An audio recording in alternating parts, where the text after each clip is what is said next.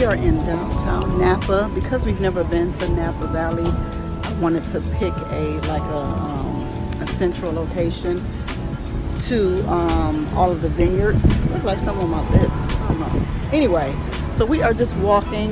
Downtown is where all of the like tasting rooms are. So that's another reason why I decided to book us somewhere downtown. So we're just walking around. I'm gonna turn the camera over and let you see this husband. We are exhausted. We have been traveling all day. We have to get up at 4 this morning to catch our flight at 7:30 that ended up being delayed. And it's about, what time is it? It is 6. So we're exhausted, which is really 9 o'clock our time. But we're gonna push through because we're in Napa. So yeah, let me turn the camera around.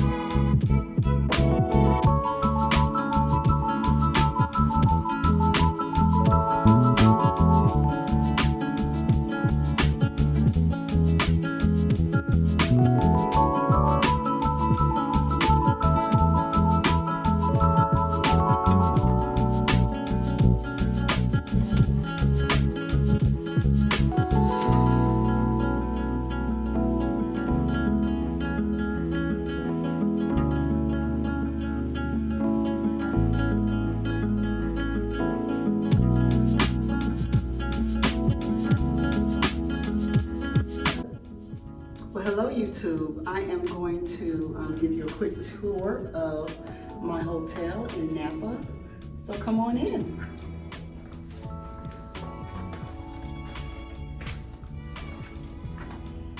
Hopefully that's not too loud.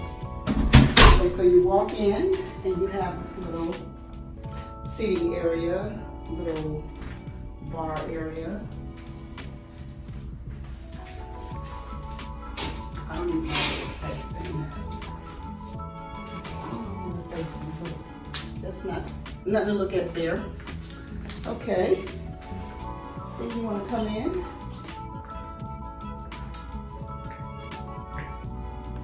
This was complimentary wine when you check in.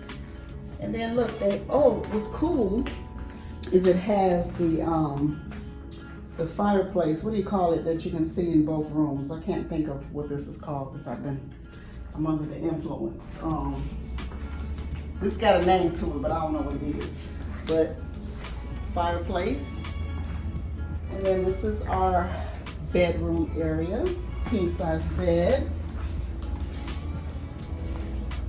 Yeah, nothing to see over here. And then check out the tub, you guys. The tub is out here. It looks like it's lopsided. I don't know if it's supposed to be like that. I don't know. Do that look lopsided to you? Cameraman? Catacorner. Look at catacorner. It's catacorner. Okay. And then this is, let me just be real dramatic. This is the bathroom, which I think is beautiful. So I don't know how we're gonna do this, cameraman. Okay, so this is a beautiful size shower. It's like the same size as our house. I don't know. Let me edit that out. But yeah, nice size shower. Looks like it's marble. All the way up to the ceiling. They got the rain shower, which I don't know what black girl uses that. His and her, dual, or hers and her, or him and him, whatever you want to call it. Sinks, dual sinks. That's a better name. And then this is where all the magic happens, y'all. This is where, you know, you think, you know what I'm saying, you think tank, whatever you want to call it. You know, you sit here, you just want to, you know, be in deep thought. That's this. But yeah, I'm loving the hotel. I'll make sure, I may or may not leave. I guess I'm gonna leave the name of the hotel because I'm gonna be blogging about it. But this is a hotel in downtown Napa, which I think is beautiful. We've only been here a few minutes and I'm impressed. So I may tour some other spots of the hotel, but I believe this is is this a Hilton? Hyatt. So I think this is a Hyatt hotel. Pretty sure it's Hyatt, but I'll leave all the info. All right, you guys, I am about to enjoy my day, finish my wine. Y'all see my outfit? This is my travel outfit. This is literally what I wore to the airport. I'm gonna do a little spin. Fendi, top and bottom. Puma. I had on some Miu Miu's, but these are just Key. And yeah, that's it. Hopefully this video doesn't suck. I don't know. I'm under the influence. I'm having fun. Y'all got a video. Stay tuned. Bye.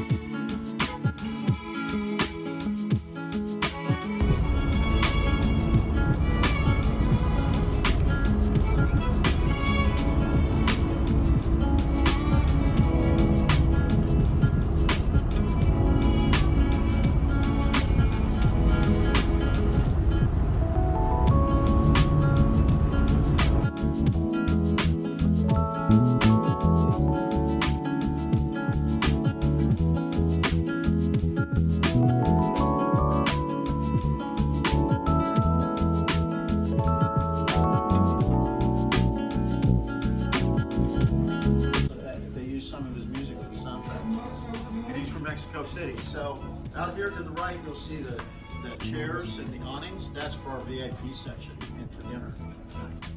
All right, yeah, so let's head on out to the vineyard.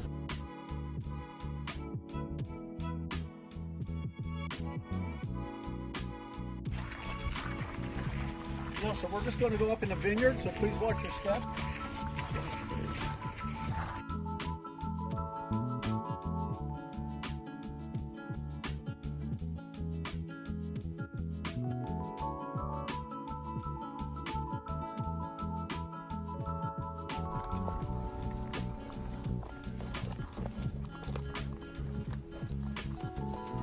So the Mondavi family in 1943 bought the Charles Krug Winery.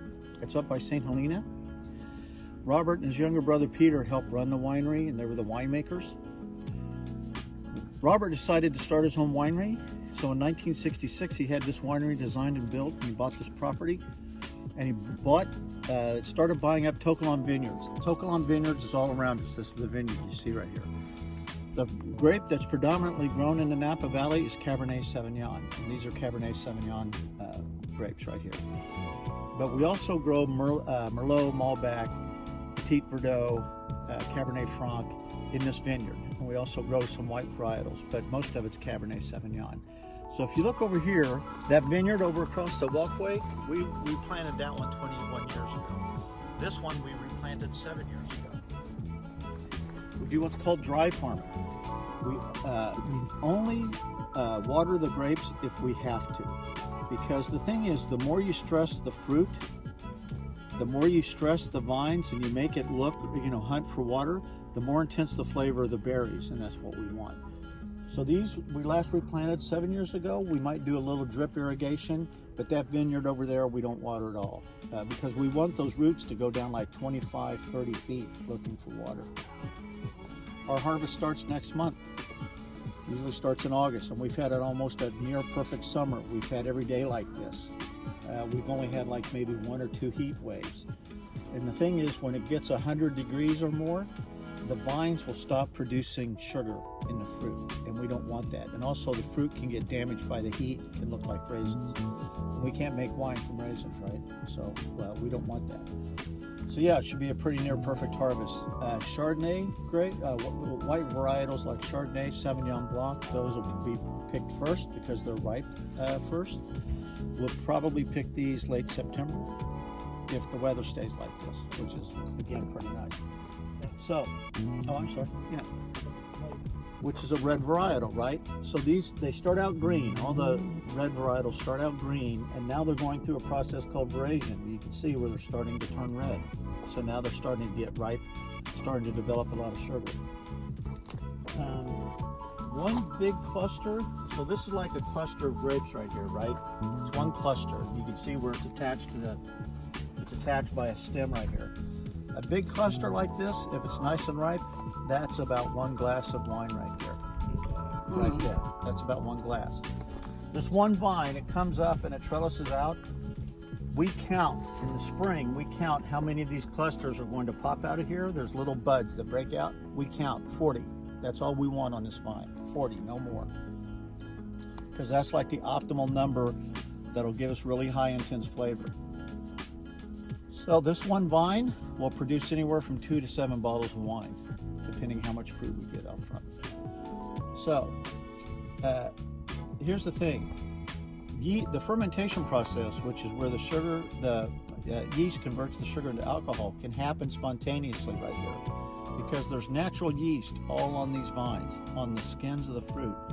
So if a bird comes along when this fruit is really ripe and they love to suck the juice out of the berries, if a bird pecks at the fruit, breaks it open, and the yeast gets in there, it can start fermentation. So we don't want that. So we don't harvest during the day because during the day the fruit gets, warm, hot, and it expands. So we harvest at night after the sun goes down. Migrant workers who pick fruit and vegetables in Southern California come up here and help us with our harvest. They work with independent contracting companies, and there can be anywhere from 5 to 40 people in a crew. So our winemaker, Genevieve, she comes out here, and when the fruit starts getting really good and ripe, she's walking around, picking a few berries, tasting them, because she wants to kind of judge what the sugar content is. So she thinks the sugar don't grow, right? They're just kind of right. So there's no growth rate. But what happens is, in March, when it starts getting warm out, we get what's called the bud break. The buds will break on the vines, right? That's the start of growing season. Well, if we get frost after growing season starts, it can wipe out our crop. It's 57 degrees in here. It smells like nothing. So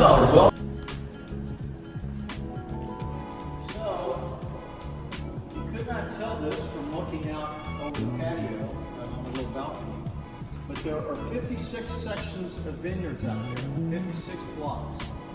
There's 56 tanks in here. Robert designed it that way because he wanted to be able to take each block and ferment it separately. We keep track of where all the fruit comes from, how it gets turned into wine, and what happens to the wine. We keep track of all of it. So on any single bottle, we know when the fruit was harvested from what block, and when it was fermented, we know everything about it. we have to do that. So there's 56 blocks out there. These tanks were. The very last time they have to put on what's in here, what's currently in the tank. They always put the chemical composition of what's in there. And so these were cleaned with sulfur dioxide. Right after we use them, we clean them.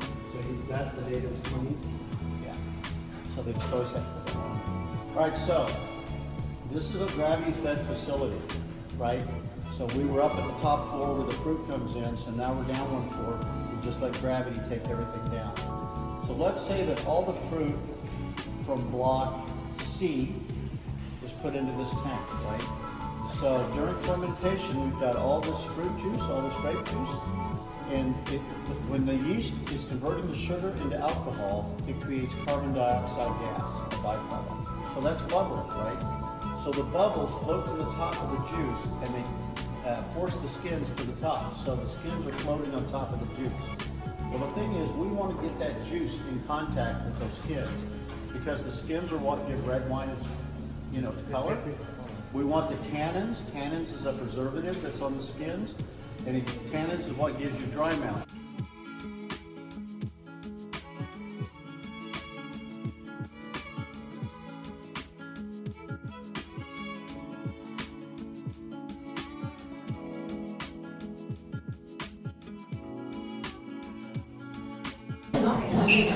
So let's grab a seat. So we're in the tasting room, getting ready to taste some wine. Actually, if you can you just move down and then head the table? Yeah, if you guys, just move down so you can squeeze in there.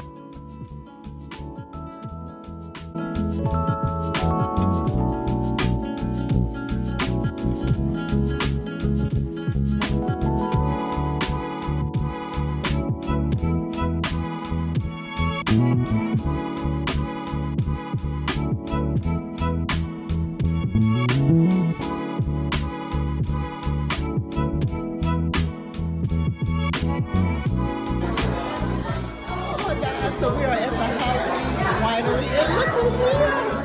I think I'm gonna have to get a picture. I'm gonna have to.